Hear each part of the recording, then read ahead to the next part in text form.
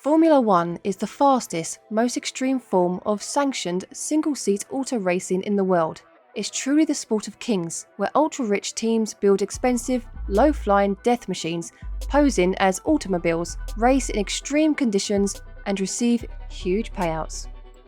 This year's Formula One season has seen a host of changes, making racing more exciting than ever before and giving smaller teams a chance to compete with the big names.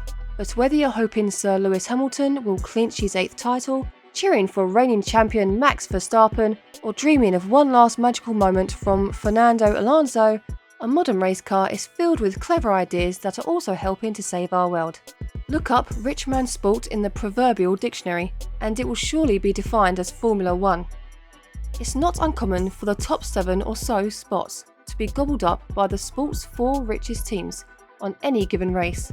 In fact, it happens quite a bit, with only the occasional unforeseen accident preventing Mercedes, Ferrari, Red Bull or Williams from holding down the front of the pack every weekend, and often in that order, with the likes of Mercedes, Ferrari, Red Bull and McLaren arguing that this promotes competition and keep more teams involved in the sport. This competitive and financial disparity makes Formula One one of the most lopsided sports in the entire world, while also paying out some of the highest rewards. The difference between the front teams and the back teams is too big, Manor Racing director Dave Ryan told the New York Times. In F1, drivers must be able to sustain upwards of 3.5 G of concerning force and deal with the intense heat of the cockpit on some intensely hot circuits for the entire duration of a race, all while maintaining razor-sharp focus. Because the G-forces present when turning an F1 car can make the driver's helmet and head weigh more than 5 times its actual weight, strong neck muscles are of vital importance. Also crucial are drivers' arms and core, as steering one of those low-flying aircraft over the course of a race is pretty intense.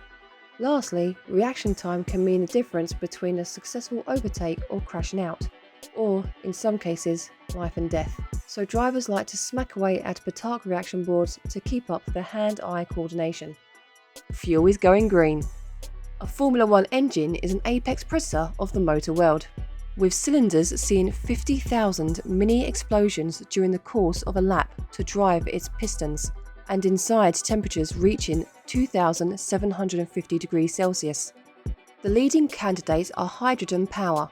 Already, teams are looking at using it to race at the 24 Hours of Le Mans, or synthetic fuels, which uses chemical processes, often powered by renewable energy, instead of crude oil to create petrol. Aerodrome is the 11th US track in F1 history, the most ever by one country.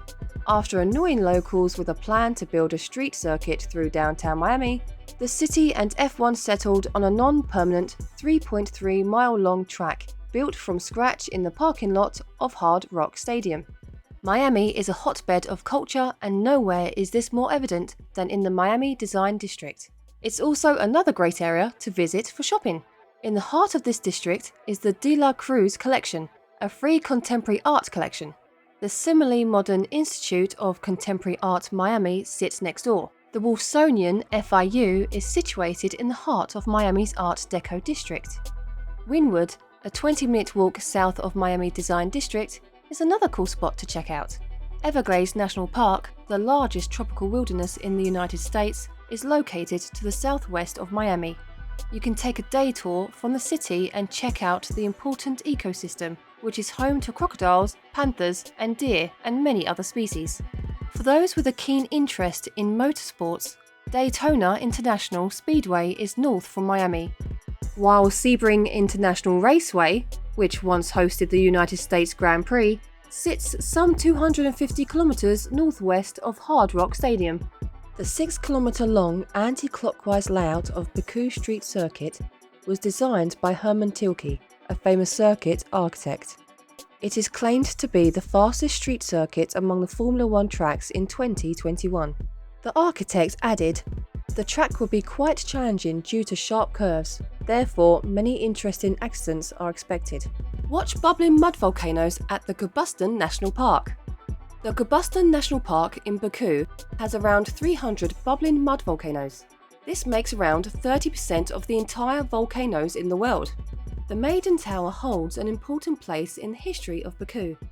It was the part of the walls of the Baku city which used to protect it from any foreign invasions. This tower was also built by the Shivanshahs.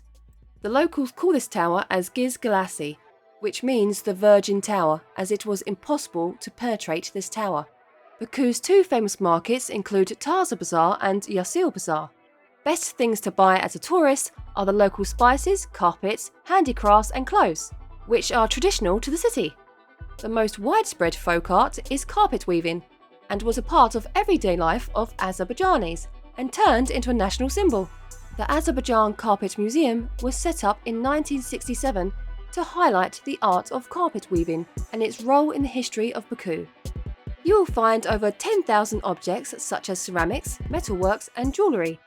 Tour the Palais du Prince. Monaco is known for being a principality, and you can see this firsthand at the Palais du Prince. The palace sits high above Monaco and dates from the 13th century, when it would have been a Genoese fortress. The marble atrium is similarly lavish in style, and you will find 28 onyx columns that will welcome you to the gaming rooms.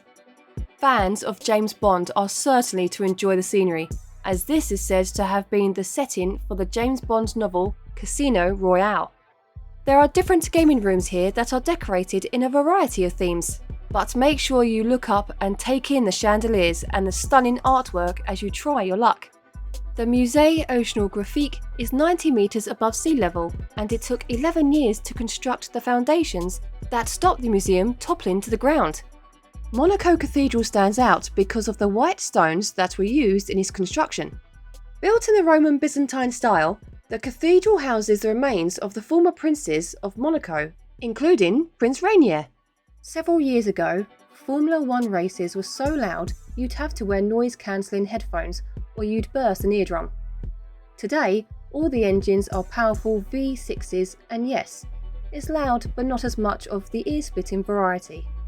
You may or may not want to pick a favourite, and when it comes down to the last few laps, it could be anybody's race. F1 is fast and fun and unpredictable, just like any other sport. Also, it's fun to know which automakers are bringing vehicles and how they're teaming up. When Verstappen was the first to cross the finish line for Red Bull Racing with the Acura logo emblazoned on his car, everyone in the Acura suit erupted in cheers.